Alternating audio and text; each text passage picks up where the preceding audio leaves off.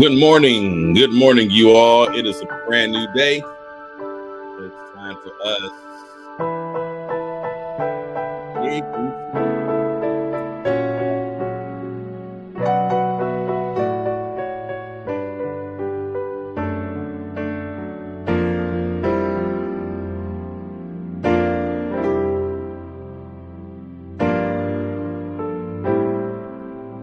Now, if I can only turn my music down. Good morning. Good morning on Instagram. Good morning on YouTube. Good morning on TikTok.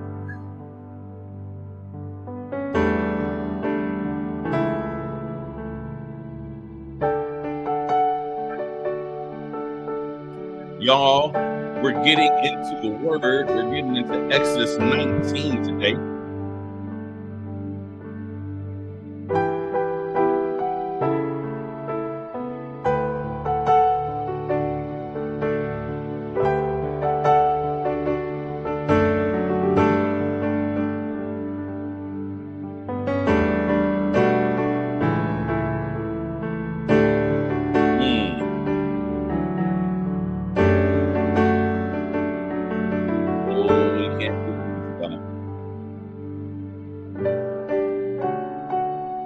The question is, how loud is the music over my voice? That's the question.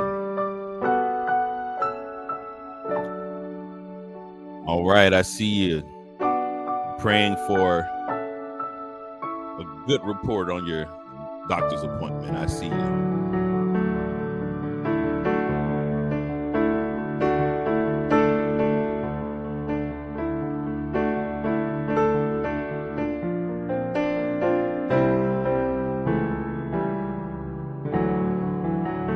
All right, y'all.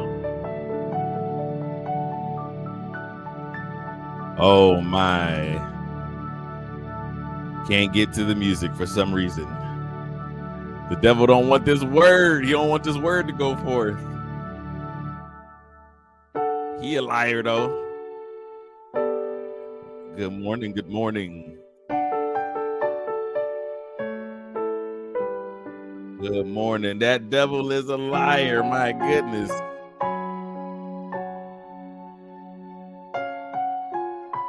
Thank you. Thank you for subscribing. Thank you for subscribing. I see you all. I appreciate it. You're watching on TikTok. Go ahead and subscribe. Meanwhile, let's create this glitch that is be from scrolling would end. Oh man. All right, give me 1 second, y'all. We'll be right back.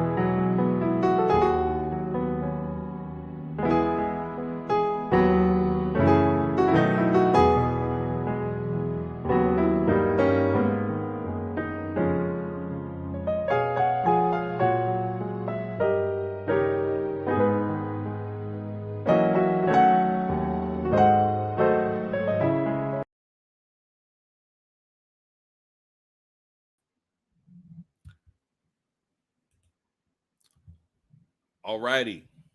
We did it. We did it. Now let's dig into the word. Oh, but now the music is off. That's all right. Back in my day, we didn't have music when we read the word. All right, we're getting to the word of the Lord, y'all. We're in the book of Exodus. Exodus chapter 19 is where we're starting. If you're new to the channel, new to the page, I encourage you to go back and just play the videos on your lunch break, on your way to work.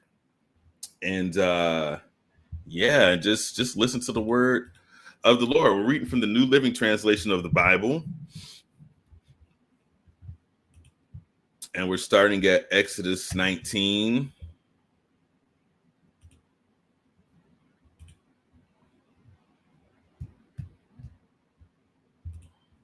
We're going to put it on the screen for you.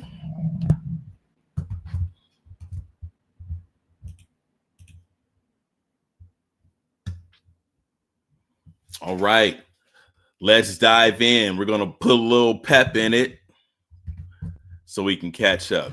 All right, Exodus 19, verse 1. Lord, show us amazing things out of your word today. In Jesus' name, amen. Exactly 2 months after the Israelites left Egypt, they arrived in the wilderness of Sinai. After breaking camp at Rephidim, they came to the wilderness of Sinai and set up camp there at the base of Mount Sinai. Then Moses climbed the mountain to appear before God, and the Lord called to him from the mountain and said, "Give these instructions to the family of Jacob. Announce to it the descendants of Israel. You have seen what I did to the Egyptians. You know how I carried you on eagle's wings and brought you to myself. Now, if you obey me and keep my covenant, you will be my own special treasure from among all the peoples on earth. For all the earth belongs to me, and you will be my kingdom of priests, my holy nation. This is the message you must give to the people of Israel." So Moses returned from the mountain and called together the elders of the people and told them everything the Lord had commanded him. And all the people responded together, "We will do everything the Lord has commanded." So Moses brought the people's answer back to the Lord. Then the Lord said to Moses, "I will come to you in thick cloud, Moses, so the people themselves can hear me when I speak with you. Then they will always trust you." Moses told the Lord what the people had said, and the Lord told Moses, "Go down and prepare the people for my arrival. Consecrate them today and tomorrow and have them wash their clothing. Be sure they are ready on the third day, for on that day the Lord will come down on Mount Sinai as all the people watch. Mark off a boundary all around the mountain. Warn the people, be careful. Do not go up on the mountain or even touch its boundaries. Anyone who touches the mountain will certainly be put to death. No hand may touch the person or animal that crosses the boundary. Instead, stone them or shoot them with arrows. They must be put to death. However, when the ram's horn sounds a long blast, then the people may go up on the mountain." So Moses went down to the people. He consecrated them for worship and washed their clothes. He told them, "Get ready for the third day, and until then, abstain from having sexual intercourse."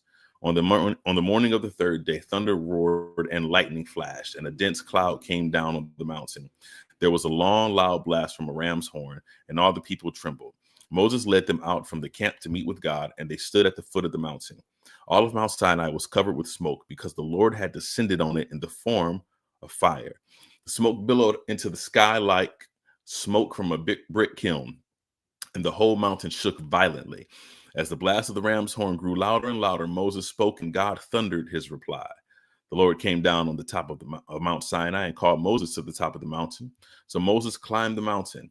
Then the Lord told Moses, "Go back down and warn the people not to break through the boundaries to see the Lord, or they will die. Even the priests who regularly come near to the Lord must purify themselves so the Lord does not break out and destroy them." But Lord, Moses protested, "the people cannot come up to Mount Sinai. You already warned us. You told me, mark off a boundary all around the mountain to set it apart as holy." But the Lord said, "Go down and bring Aaron back up with you. In the meantime, do not let the priest or the people break through to approach the Lord, or he will break out and destroy them." So Moses went down to the people and told them what the Lord had said. Exodus chapter 20.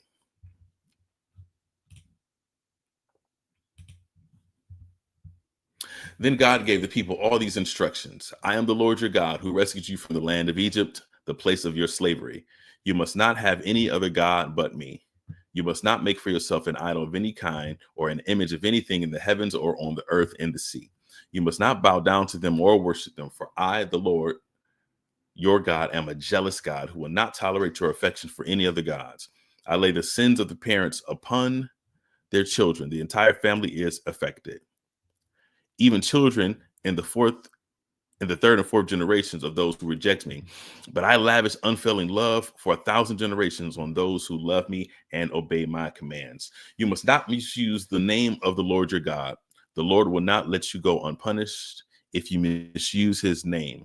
Remember to observe the Sabbath day by keeping it holy. You have 6 days each week for your ordinary work, but the seventh day is a Sabbath of rest dedicated to the Lord your God. On that day, no one in your household may do any work. This includes you, your sons and daughters, your male and female servants, your livestock, and any foreigners living among you. For in 6 days the Lord made the heavens, the earth, and the sea, and everything in them. But on the seventh day he rested. That is why the Lord blessed the Sabbath day and set it apart as holy. Honor your father and mother, then you will live a long, full life in the land the Lord your God is giving you. You must not murder. You must not commit adultery. You must not steal. You must not testify falsely against your neighbor. You must not covet your neighbor's house. You must not covet your neighbor's wife, male or female servant, ox or donkey, or anything else that belongs to your neighbor. When the people heard the thunder and the loud blast of the ram's horn, and when they saw the flashes of lightning and the smoke billowing from the mountain, they stood at a distance, trembling with fear. And they said to Moses, "You speak to us, and we will listen. But don't let God speak directly to us, or we will die." "Don't be afraid," Moses answered them, "for God has come in this way to test you, so that your fear of him will keep you from sinning." As the people stood in the distance, Moses approached the dark cloud where God was. And the Lord said to Moses, "Say this to the people of Israel. You saw for yourselves that I spoke to you from heaven. Remember, you must not make any idols of silver or gold to rival me. Build for me an altar made of earth and offer your sacrifices to me, your burnt offerings and peace offerings, your sheep and your goats and your cattle. Build my altar wherever I cause my name to be remembered, and I will come to you and bless you. If you use stones to build my altar, use only natural uncut stones. Do not shape the stones with a tool, for that will make the altar unfit for holy use. And do not approach my altar by going up steps. If you do, someone might look up under your clothing and see your nakedness." Wow. Exodus chapter 21. These are the regulations you must present to Israel. If you buy a Hebrew slave, he may serve for no more than 6 years. Set him free in the 7th year, and he will owe you nothing for his freedom. If he was single when he became your slave, he shall leave single. But if he was married before he became a slave, then his wife must be freed with him. If a master gave him a wife while he was a slave and they had sons or daughters, then only the man will be free in the 7th month of the year, but his wife and his children still belong to his master. But the slave may declare, "I love my master, my wife, and my children. I don't want to go free." If he does this, his master must present him before God. Then his master must take him to the door or doorpost and publicly pierce his ear with an awl. After that, the slave will serve his master for life. When a man sells his daughter as a slave, she will not be freed at the end of 6 years as the men are. If she does not satisfy her owner, he must allow her to be bought back again. But he is not allowed to sell her to foreigners, since he is the one who broke the contract with her.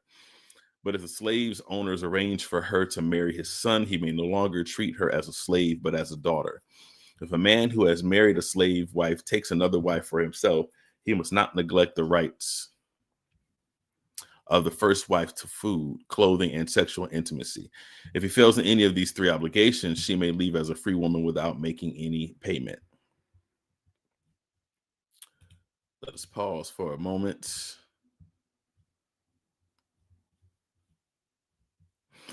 Verse 12, anyone who assaults and kills another person must be put to death. But if it was simply an accident permitted by God, I will appoint a place of refuge where the slayer can run for safety. However, if someone deliberately kills another person, then the slayer must be dragged even from my altar and be put to death. Anyone who strikes father or mother must be put to death. Kidnappers must be put to death, whether they are caught in possession of their victims or have already sold them as slaves. Anyone who dishonors father or mother must be put to death. Now, suppose 2 men quarrel, and one hits the other with a stone or fist, and the injured person does not die but is confined to bed. If he is able to walk outside again, even with a crutch, the assailant will not be punished but must compensate his victim for lost wages and provide for his full recovery. If a man beats his male or female slave with a club and the slave dies as a result, the owner must be punished. But if the slave recovers within a day or 2, then the owner should not be punished, since the slave is his property. Now, suppose two men are fighting, and in the process, they accidentally strike a pregnant woman, so she gives birth prematurely. If no further injury results, the man who struck the woman must pay the amount of compensation the woman's husband demands, and the judges approve. But if there is further injury, the punishment must match the injury: a life for a life, an eye for an eye, a tooth for a tooth, a hand for a hand, and a foot for a foot, a burn for a burn, a wound for a wound, a bruise for a bruise. If a man hits his male or female slave in the eye, and the eye is blinded, he must let the slave go free to compensate for the eye.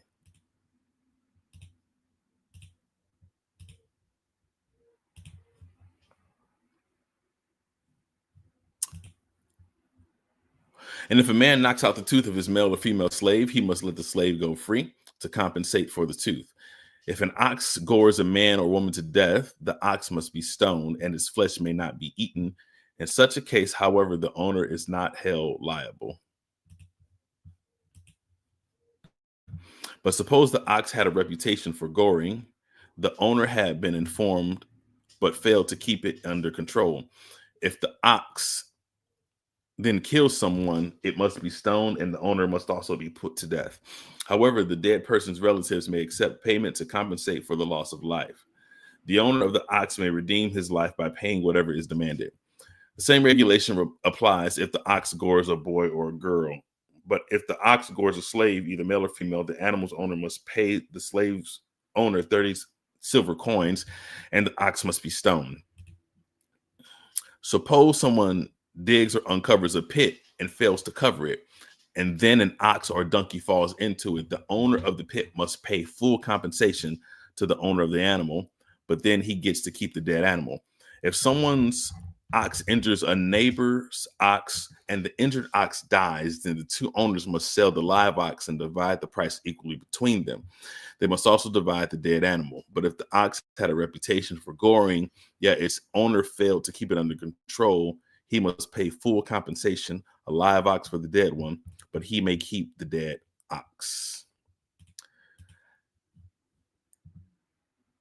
Exodus chapter 22.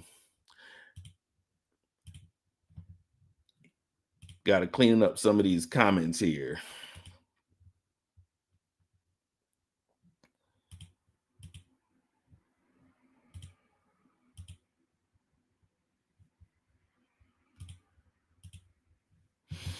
All righty.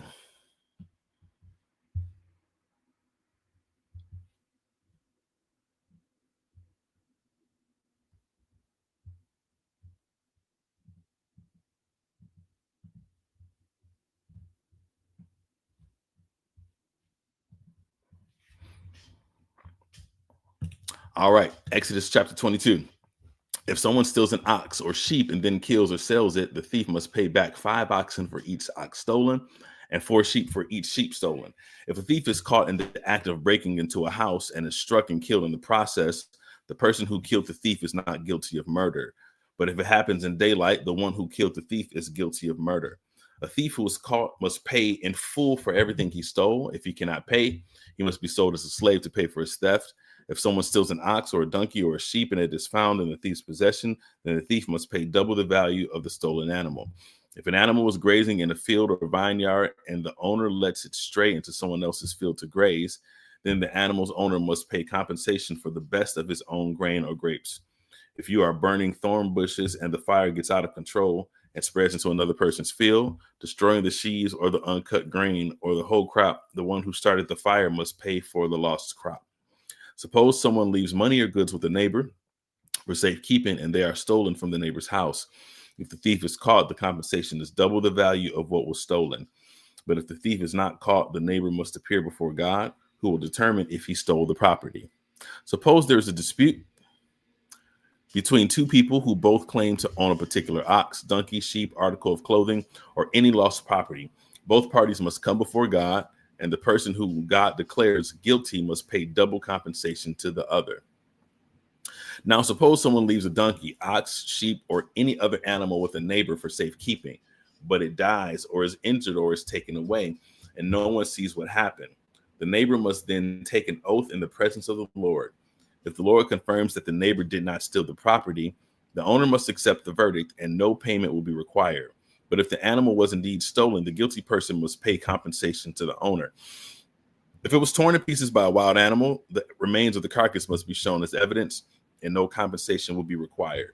If someone borrows an animal from a neighbor and it is injured or dies when the owner is absent, the person who borrowed it must pay full compensation. But if the owner was present, no compensation is required, and no compensation is required if the animal was rented, for the losses covered by the rental fee. If a man seduces a virgin who is not engaged to anyone and has sex with her, he must pay the customary bride price and marry her. But if her father refuses to let him marry her, the man must still pay him an amount equal to the bride price of a virgin. You must not allow a sorceress to live. Anyone who has sexual relations with the animal must certainly be put to death. Anyone who sacrifices to any god other than the Lord must be destroyed. You must not mistreat or oppress foreigners in any way. Remember, you yourselves were once foreigners in the land of Egypt. You must not exploit a widow or an orphan. If you exploit them in any way and they cry out to me, then I will certainly hear their cry. My anger will blaze against you, and I will kill you with the sword. Then your wives will be widows and your children fatherless. If you lend money to any of my people who are in need, do not charge interest as a moneylender would. If you take your neighbor's cloak as security for a loan, you must return it before sunset. This coat may be the only blanket your neighbor has. How can a person sleep without it? If you do not return it and your neighbor cries out to me for help, then I will hear, for I am merciful. You must not dishonor God or curse any of your rulers. You must not hold anything back when you give me offerings from your crops and your wine. You must not give me your firstborns. You must give me your firstborn sons. You must also give me the firstborn of your cattle, sheep, and goats.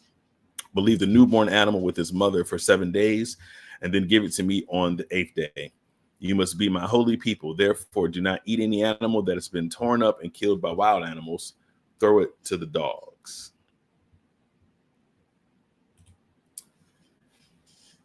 Exodus chapter 23.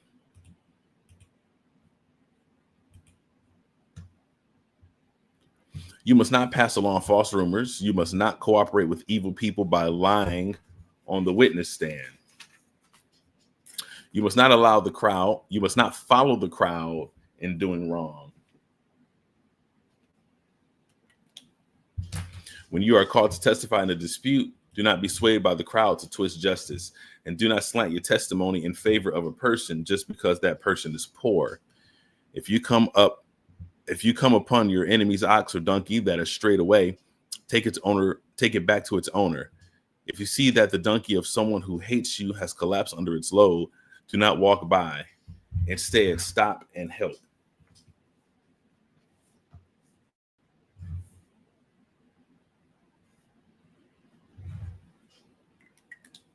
In a lawsuit, you must not deny justice to the poor.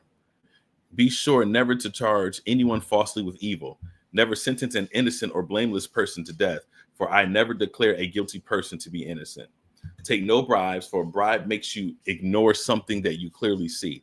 A bribe makes even a righteous person twist the truth. You must not oppress foreigners. You know what it is like to be a foreigner? For you yourself were once foreigners in the land of Egypt. Plant and harvest your crops for 6 years, but let the land be renewed and lie uncultivated during the 7th year. Then let the poor among you harvest whatever grows on its own. Leave the rest for wild animals to eat. The same applies to your vineyards and olive groves. You have 6 days each week for your ordinary work, but on the 7th day you must stop working. This gives your ox and your donkey a chance to rest. It also allows your slaves and the foreigners living among you to be refreshed. Pay close attention to all my instructions. You must not call on the name of any other gods. Do not even speak their names. Each year you must celebrate 3 festivals in my honor. First, celebrate the festival of unleavened bread. For 7 days, the bread you eat must be made without yeast, just as I commanded you. Celebrate this festival annually at the appointed time in early spring, in the month of Abib, for that is the anniversary of your departure from Egypt. No one may appear before me without an offering. Second, celebrate the festival of harvest. You bring me the first crops of your harvest. Finally, celebrate the festival of the final harvest. At the end of the harvest season, when you have harvested all the crops from your fields. At these 3 times each year, every man in Israel must appear before the sovereign, the Lord. You must not offer the blood of my sacrificial offerings together with any baked goods containing yeast. And do not leave the fat from the festival offerings until the next morning.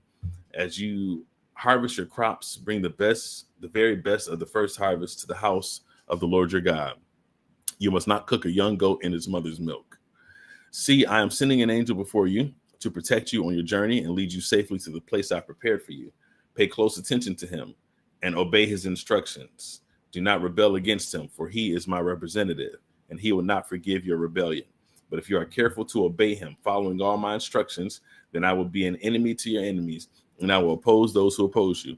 For my angel will go before you and bring you into the land of the Amorites, Hittites, Perizzites, Canaanites, Havites, and Jebusites, so that you may live there, and I will destroy them completely. You must not worship the gods of these nations or serve them in any way or imitate evil practices. Instead, you must utterly destroy them and smash their sacred pillars. You must serve only the Lord your God.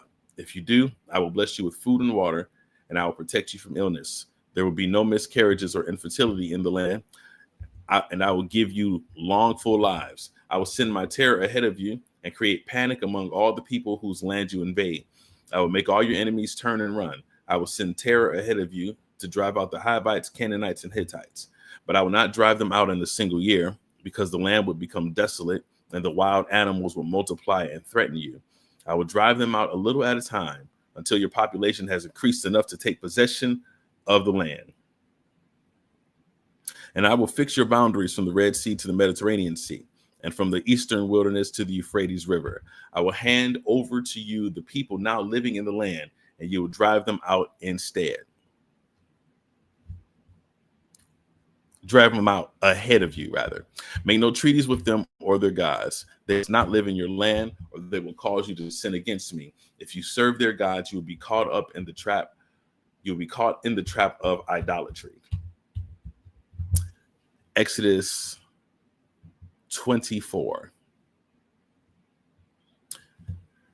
Then the Lord instructed Moses, come up here to me and bring along Aaron, Nadab, Abihu, and 70 of Israel's elders. All of you must worship from a distance. Only Moses is allowed to come near to the Lord.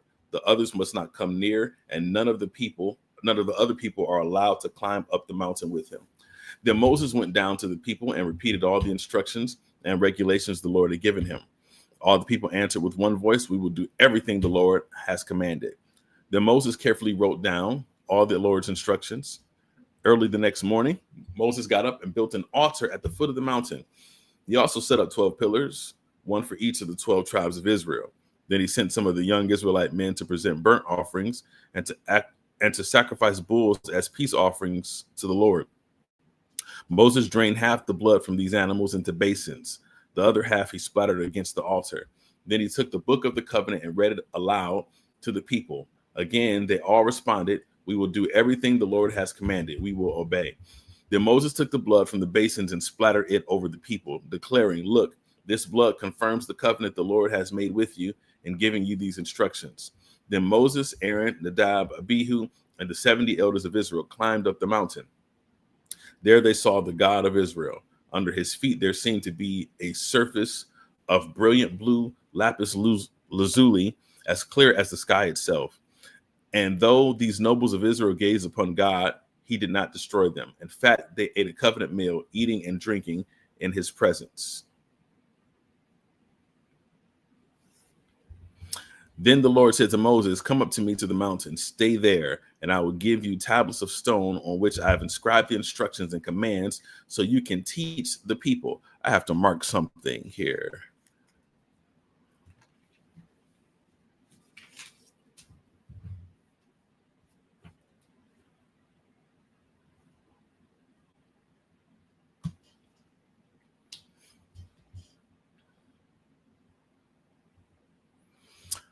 Verse 13. So Moses and his assistant Joshua set out, and Moses climbed up the mountain of God. Moses told the elders, stay here and wait for us until we come back. Aaron and Hur are here with you. If anyone has a dispute while I'm gone, consult with them. Then Moses climbed up the mountain, and the cloud covered it, and the glory of the Lord settled down on Mount Sinai, and the cloud covered it for 6 days. On the 7th day, the Lord called to Moses from inside the cloud. To the Israelites at the foot of the mountain, the glory of the Lord appeared at the summit like a consuming fire. Then Moses disappeared into the clouds as he climbed higher up the mountain. He remained on the mountain 40 days and 40 nights. Exodus 25. The Lord said to Moses, "Tell the people of Israel to bring me their sacred offerings, accept the contributions from all those whose hearts are moved to offer them. Here is a list of the sacred offerings you may accept from them: gold, silver, and bronze, blue, purple, and scarlet thread, fine linen and goat hair for cloth, tanned ram skins and fine goat skin leather, acacia wood, olive oil for the lamps, spices for the anointing oil, and the fragrant incense, onyx stones, and other gemstones to be set in the ephod and the priest's chest piece. Have the people of Israel build me a holy sanctuary so I can live among them. You must build this tabernacle and its furnishings exactly according to the pattern I will show you. Have the people make an ark of acacia wood, a sacred chest, 45 inches long, 27 inches wide, and 27 inches high. Overlay it inside and outside with pure gold and run a molding of gold all around it. Cast 4 gold rings and attach them to its 4 feet, 2 rings on each side. Make poles from acacia wood and overlay them with gold. Insert the poles into the rings at the sides of the ark to carry it. These carrying poles must stay inside the rings. Never remove them. When the ark is finished, place inside it the stone tablets inscribed with the terms of the covenant which I will give you. Then make the ark's cover, the place of atonement, from pure gold. It must be 45 inches long and 27 inches wide. Then make 2 cherubim from hammered gold and place them on the 2 ends of the atonement cover. Mold the cherubim on each end of the atonement cover, making it all of one piece of gold. The cherubim will face each other and look down on the atonement cover, with their wings spread above it. They will protect it. Place inside the ark the stone tablets inscribed with the terms of the covenant which I will give you. Then put the atonement cover on top of the ark. I will meet you there and talk to you from above the atonement cover between the gold cherubim that hover over the ark of the covenant. From there, I will give you my commands for the people of Israel. Then make a table of acacia wood, 36 inches long, 18 inches wide, and 27 inches high. Overlay it with pure gold and run a gold molding around the edge. Decorate it with a 3-inch border all around and run a gold molding along the border. Make 4 gold rings for the table and attach them at the 4 corners next to the 4 legs. Attach the rings near the border to hold the poles that are used to carry the table. Make these poles from acacia wood and overlay them with gold. Make special containers of pure gold for the table, bowls, ladles, pitchers, and jars to be used in pouring out liquid offerings. Place the bread of the presence on the table to remain before me at all times. Make a lampstand of pure hammered gold. Make the entire lampstand and its decorations of one piece: the base, center stem, lamp cuts, buds, and petals. Make it with 6 branches going out from the center stem, 3 on each side. Each of the 6 branches will have 3 lamp cups shaped like almond blossoms, complete with buds and petals. Craft the center stem of the lampstand with 4 lamp cups shaped like almond blossoms, complete with buds and petals. There will also be an almond bud beneath each pair of branches, where the 6 branches extend from the center stem. The almond buds and branches must all be of one piece with the center stem, and they must be hammered from pure gold. Then make the 7 lamps for the lampstand and set them so they reflect their light forward. The lamp snuffers and trays must also be made of pure gold. You will need 75 pounds of pure gold for the lampstand and its accessories. Be sure that you make everything according to the pattern I've shown you here on the mountain. Exodus 26. Make the tabernacle from 10 curtains of finely woven linen. Decorate the curtains with blue, purple, and scarlet thread, and with skillfully embroidered cherubim. These 10 curtains must all be exactly the same size, 42 feet long, 6 feet wide. Join 5 of these curtains together to make one long curtain. Then join the other 5 into a second long curtain. Put loops of blue yarn along the edge of the last curtain in each set. The 50 loops along the edge of one curtain are to match the 50 loops along the edge of the other. Then make 50 gold clasps and fasten the long curtains together with clasps in this way. The tabernacle will be made of one continuous piece. Make 11 curtains of goat hair cloth to serve as a tent covering for the tabernacle. These 11 curtains must all be exactly the same size, 45 feet long and 6 feet wide. Join 5 of these curtains together to make one long curtain, and join the other 6 into a second long curtain. Allow 3 feet of material for the second set of curtains to hang over the front of the sacred tent. Make 50 loops for one edge of each curtain, large curtain. Then make 50 bronze clasps and fasten the loops of the long curtains with the clasps. In this way, the tent covering will be made of one continuous piece. The remaining 3 feet of this tent covering will be left to hang over the back of the tabernacle. Allow 18 inches of remaining material to hang down over each side so the tabernacle is completely covered. Complete the tent covering with a protective layer of tanned ram skins and a layer of fine goat skin leather. For the framework of the tabernacle, construct frames of acacia wood. Each frame must be 15 feet high, 27 inches wide, with 2 pegs under each frame. Make all the frames identical. Make 20 of these frames to support the curtains on the south side of the tabernacle. Also make 40 silver bases, 2 bases under each frame, with pegs fitting securely into the bases. For the north side of the tabernacle, make another 20 frames, with their 40 bases under each frame. Make 6 frames for the rear, the west side of the tabernacle, along with 2 additional frames to reinforce the rear corners of the tabernacle. These corner frames will be matched at the bottom and firmly attached at the top with a single ring, forming a single corner unit. Make both of these corner units the same way. So there will be 8 frames at the rear of the tabernacle, set in 16 silver bases, 2 bases under each frame. Make crossbars of acacia wood to link the frames, 5 crossbars for the north side of the tabernacle and 5 for the south side. Also make 5 crossbars for the rear of the tabernacle, which will face west. The middle crossbar, attached halfway up the frames, will run all the way from one end of the tabernacle to the other. Overlay the frames with gold and make gold rings to hold the crossbars. Overlay the crossbars with gold as well. Set up this tabernacle according to the pattern you were shown on the mountain. From inside of the tabernacle, make a special curtain of finely woven linen, decorated with blue, purple, and scarlet thread, and with skillfully embroidered cherubim. Hang this curtain on gold hooks attached to 4 posts of acacia wood. Overlay the posts with gold and set them in 4 silver bases. Hang the inner curtain from clasps and put the Ark of the Covenant in the room behind it.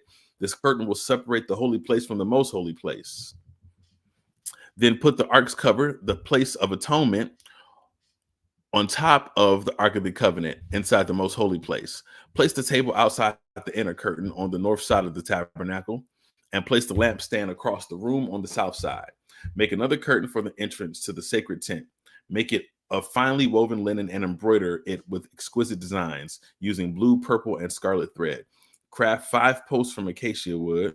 Overlay them with gold and hang the curtain from them with gold hooks. Cast 5 bronze bases for the posts. All right, 3 more chapters. Using acacia wood, construct a square altar 7.5 feet wide, 7.5 feet long, 4.5 feet high. Make horns for each of its 4 corners so that the horns and the altar are all one piece. Overlay the altar with bronze. Make ash buckets, shovels, basins, meat forks, and fire pans, all of bronze. Make a bronze grating for it and attach 4 bronze rings at its corners. Install the grating halfway down the side of the altar under the ledge. For carrying the altar, make poles from acacia wood and overlay them with bronze. Insert the poles through the rings on the 2 sides of the altar. The altar must be hollow, made from planks. Build it just as you were shown on the mountain. Then make the courtyard for the tabernacle, enclosed with curtains and made of finely woven linen. On the south side, make the curtains 150 feet long. They will be held up by 20 posts set securely in 20 bronze bases. Hang the curtains with silver hooks and rings. Make the curtains the same on the north side. 150 feet of curtains held up by 20 posts set securely in bronze bases. Hang the curtains with silver hooks and rings. The curtains on the west end of the courtyard will be 75 feet long, supported by 10 posts set in 10 bases. The east end of the courtyard, the front, will also be 75 feet long. The courtyard entrance will be on the east side, on the east end, flanked by 2 curtains. The curtain on the right side will be 22.5 feet long, supported by 3 posts set into 3 bases. The curtain on the left side will also be 22.5 feet long, supported by 3 posts set into 3 bases. For the entrance of the courtyard, make a curtain that is 30 feet long. Make it from finely woven linen and decorate it with beautiful embroidery in blue, purple, and scarlet thread. Support it with 4 posts, each securely set in its own base. All the posts around the courtyard must have silver rings and hooks and bronze bases. So the entire courtyard will be 150 feet long, 75 feet wide, with curtain walls 7.5 feet high, made from finely woven linen. The bases for the posts will be made of bronze. All the articles used in the rituals of the tabernacle, including all the tent pegs used to support the tabernacle and the courtyard curtains, must be made of bronze. Command the people of Israel to bring your pure oil of pressed olives for the light, to keep the lamps burning continually. The lampstand will stand in the tabernacle in front of the inner curtain that shields the Ark of the Covenant. Aaron and his sons must keep the lamps burning in the Lord's presence all night. This is a permanent law for the people of Israel, and it must be observed from generation to generation. Our penultimate chapter, Exodus 28. Call for your brother Aaron and his sons, Nadab, Abihu, Eleazar, and Ithamar. Set them apart from the rest of the people of Israel so that they may minister to me and be my priests. Make sacred garments for Aaron that are glorious and beautiful. Instruct all skilled craftsmen whom I have filled with the spirit of wisdom. Have them make garments for Aaron that will distinguish them as a priest, set apart for my service. These are the garments they are to make: a chest piece, an ephod, a robe, a patterned tunic, a turban, and a sash. They are to make these sacred garments for your brother Aaron and his sons to wear when they serve me as priests. So give them fine linen cloth, gold thread, and blue, purple, and scarlet thread. The craftsman must make the ephod of finely woven linen and skillfully embroider it with gold and with blue, purple, and scarlet thread. It will consist of 2 pieces, front and back, joined at the shoulders with 2 shoulder pieces. The decorative sash will be made of the same materials, finely woven linen embroidered with gold and with blue, purple, and scarlet thread. Take 2 onyx stones and engrave on them the names of the tribes of Israel. 6 names will be on each stone, arranged in the order of the births of the original sons of Israel. Engrave these names on the 2 stones in the same way a jeweler engraves a seal. Then mount the stones and settings of gold filigree. Fasten the 2 stones on the shoulder pieces of the ephod as a reminder that Aaron represents the people of Israel. Aaron will carry these names on his shoulders as a constant reminder whenever he goes before the Lord. Make the settings of gold filigree. Then braid 2 cords of pure gold and attach them to the filigree settings on the shoulders of the ephod. Then, with great skill and care, make a chest piece to be worn for seeking a decision from God. Make it match the ephod using finely woven linen embroidered with gold and with blue, purple, and scarlet thread. Make the chest piece of a single piece of cloth folded from a pouch 9 inches square.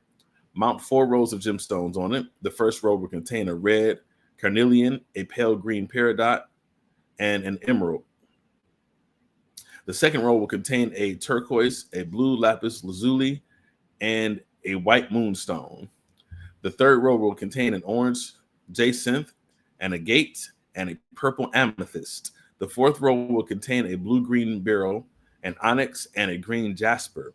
All these stones will be set in gold filigree.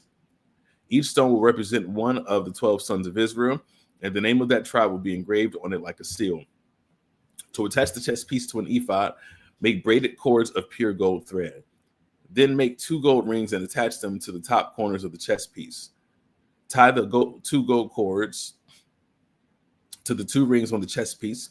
Tie the other ends of the cords to the gold setting on the shoulder pieces of the ephod. Then make 2 more gold rings and attach them to the inside edges of the chest piece next to the ephod.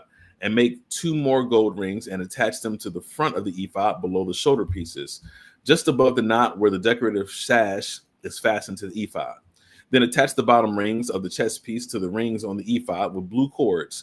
This will hold the chest pieces securely to the ephod above the decorative sash.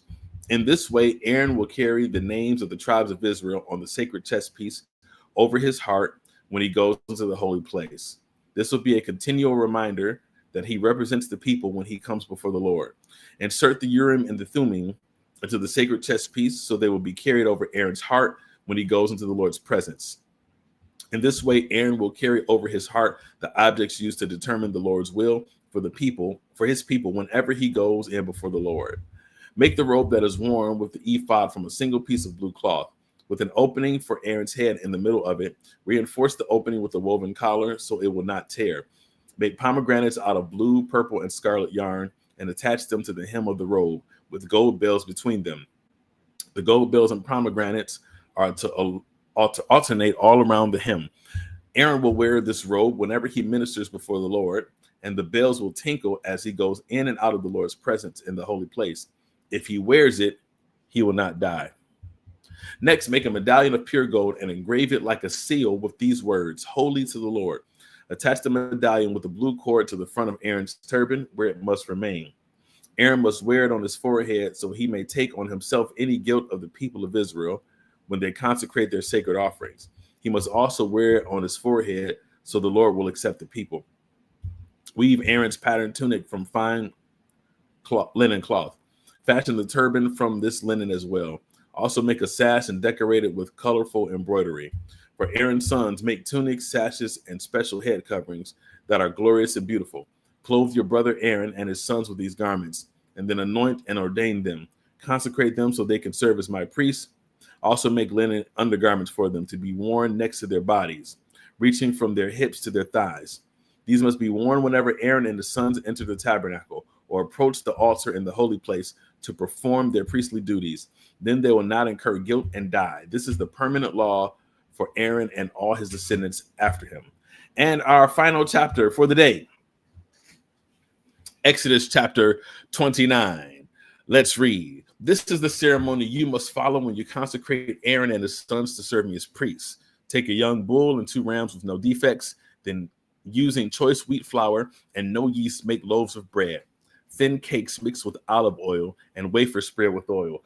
Place them all in a single basket and present them at the entrance of the tabernacle, along with the young bull and 2 rams. Present Aaron and his sons at the entrance of the tabernacle and wash them with water. Dress Aaron in his priestly garments, the tunic, the robe wore with the ephod itself, and the chest piece. Then wrap the decorative sash of the ephod around him. Place the turban on his head and fasten the sacred medallion to the turban. Then anoint him by pouring the anointing oil over his head. Next, present his sons and dress them in their tunics. Wrap the sashes around the waists of Aaron and his sons and put their special head coverings on them. Then the right to the priesthood will be theirs by law forever. In this way, you will ordain Aaron and his sons. Bring the young bull to the entrance of the tabernacle, where Aaron and his sons lay their head. Then slaughter the bull in the Lord's presence at the entrance of the tabernacle. Put some of its blood on the horns of the altar with your finger and pour out the rest at the base of the altar. Take all the fat around the internal organs, the long lobe of the liver, and 2 kidneys, and the fat around them, and burn it all on the altar. Then take the rest of the bull, including its hide, meat, and dung, and burn it outside the camp as a sin offering. Next, Aaron and his sons must lay their hands on the head of one of the rams, then slaughter the ram and splatter its blood against all sides of the altar. Cut the ram into pieces and wash off the internal organs and the legs. Set them alongside the head and the other pieces of the body. Then burn the entire animal on the altar. This is a burnt offering to the Lord. It is a pleasing aroma, a special gift presented to the Lord.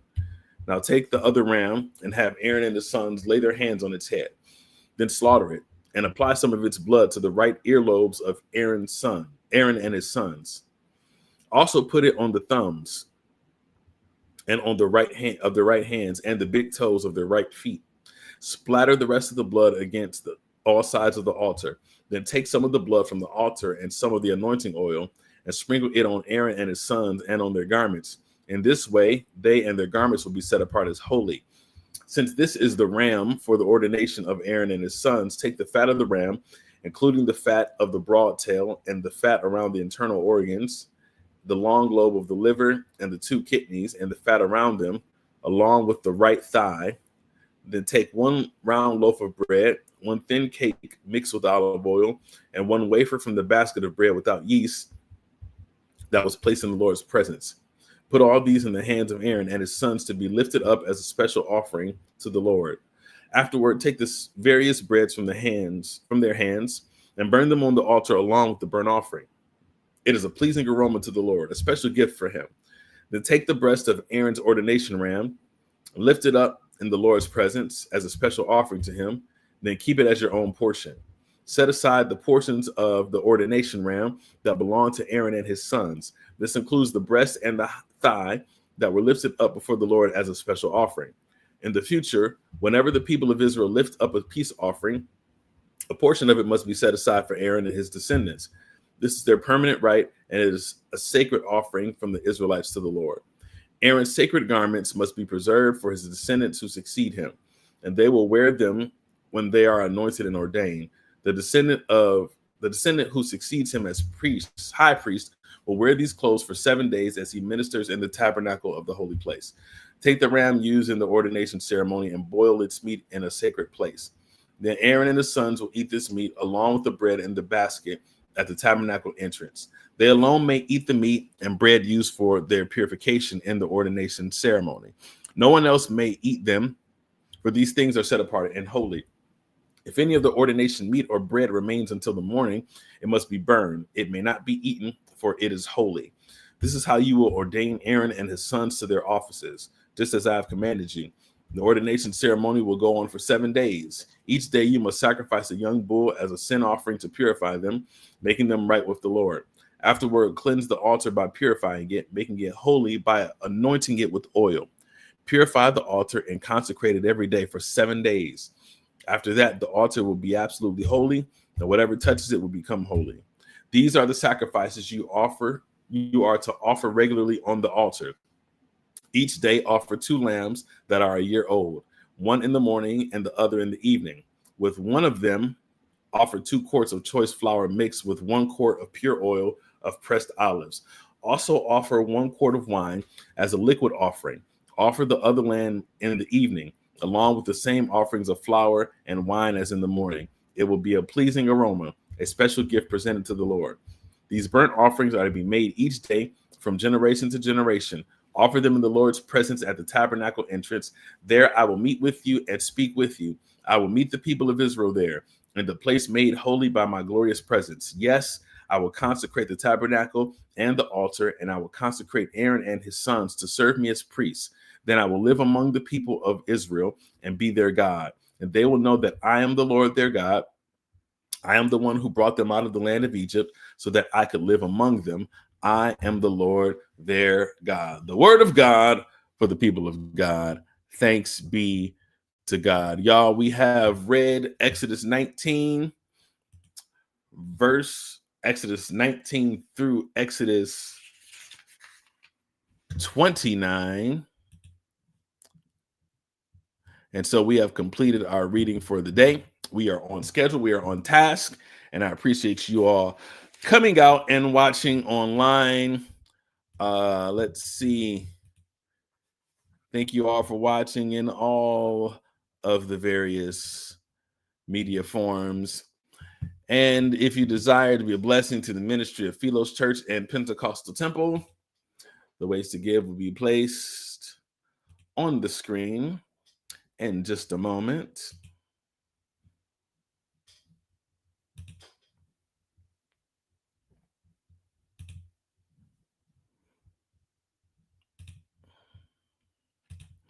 There we are. And then the ways for Pentecostal Temple will be scrolling at the bottom. And those are the ways that you can bless the ministry. And let's keep it going. Let's keep it going. And we'll see you all tomorrow, 7:30 a.m. The bishop is doing fine. And I pray that you all have a blessed and prosperous day. And let's spend some time in the word. Amen. See you tomorrow.